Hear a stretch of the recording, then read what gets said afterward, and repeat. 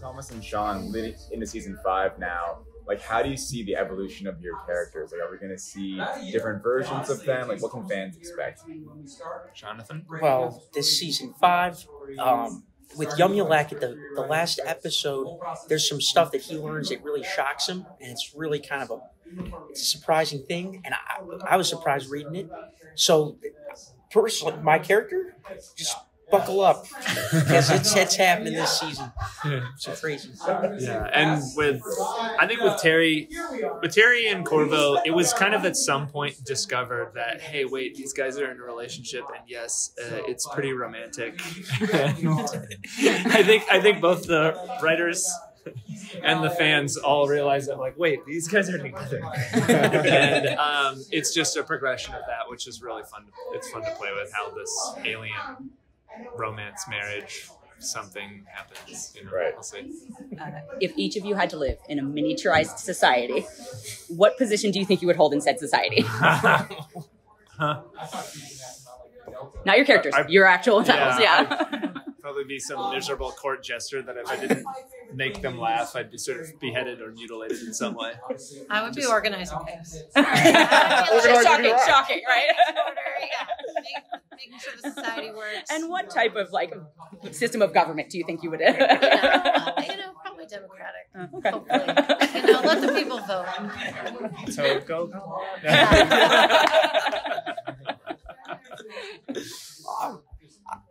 My head went to condiments on hot dogs, and I don't know why. But I'm thinking I might. Did you not have lunch yet? You're strictly the condiments I was thinking I'm the condiments guy, the food stand or something. You work in concessions. Only condiments. You live in a whole new society, and you're like, I'm going to work in concessions. not concessions, just condiments. Right. The assembly line of concessions. Okay. Speaking of the wall stuff, because I'm so curious, how do you approach kind of from the creative side of things, the difference between the kind of real world but solar opposites, kind of like you said, the kind of really dark but really sweet stuff, versus the wall, which is its own epic HBO drama. How does the writers kind of separate between those two types? For the wall, it is very much written like a drama, and we board it like a drama. We record the actors very serious. We even have our composer conducts an orchestra for the wall parts of the show. So if you notice that it's feels much bigger, it's because all the stuff in the wall is a full orchestra recording that music. So yeah, we do everything we can to make it feel very epic. Down to post-production, they're just adding little elements and the little lights are all have their own little glow. So we love the wall, and we're glad that people seem to appreciate it. Coming off the wall, I have a similar question, but in the show, there can be episodic little adventures, but then we have the wall where it's this, we just talked about it, you feel the whole overarching kind of concept, and anyone can answer, but how does the balance work with that? Because audiences, we talked about this at the very beginning, kind of the drastic moments of the episodes and just the content of the show to you actually feel something. How have you guys been able to kind of strike that balance, even in voice recording and also just the overarching story of the series?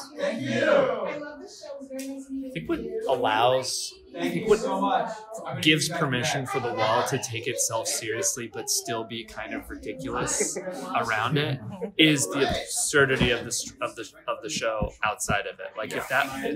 If that was serious or toned down, then that wouldn't feel like the punchy departure from that. Mm-hmm. So you kind of cushion it. I mean, unless I'm wrong. No, you're totally correct. You cushion it with kind of I don't want to say wacky. Yeah, just silly. Yeah, you cushion it with absurdism and silliness, and that way you can sort of lay a condiment. you can lay the relic of kind of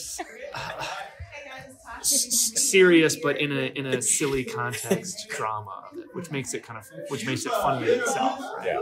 If you're deadpan while pies are being thrown around you, that's yeah. But it works in the wall because then you also have all the tiny things that are they're just hilarious in themselves because you're wait a minute, is that what are they using as their mattress? And it'll be a sugar packet or something. So it's just we have a lot of fun with it. Yeah. What's wrong with the mosquitoes in the early summer? It's These mythical creatures. Yeah. Mine is for Thompson and Sean. What do you admire most about your characters? Because you've been in the roles for a while now, and you're a baller, you know, you got something to admire. Well, I like that Yumyulack, he kind of like, he airs out his feelings, but he's still like, like he's a deeply feeling guy. And I stand by that. He's like a cool. I'm not sure. He's growing, and I like his relationship with Jessie. He's kind of becoming like the previous seasons. He's kind of become kind of kinder to her. There's moments where he's so.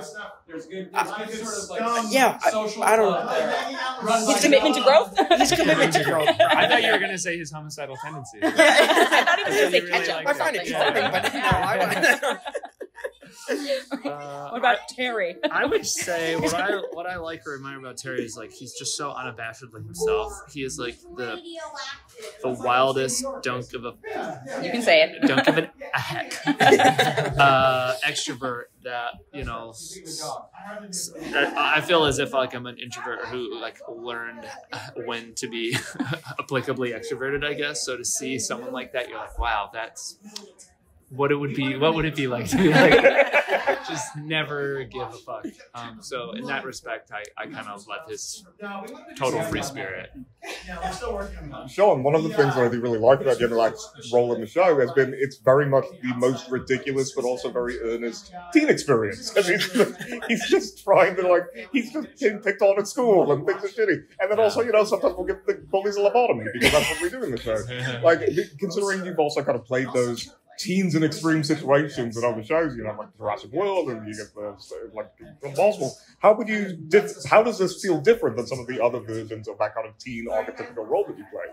Well, I guess it probably would be his like homicidal whatever tendencies of just killing and.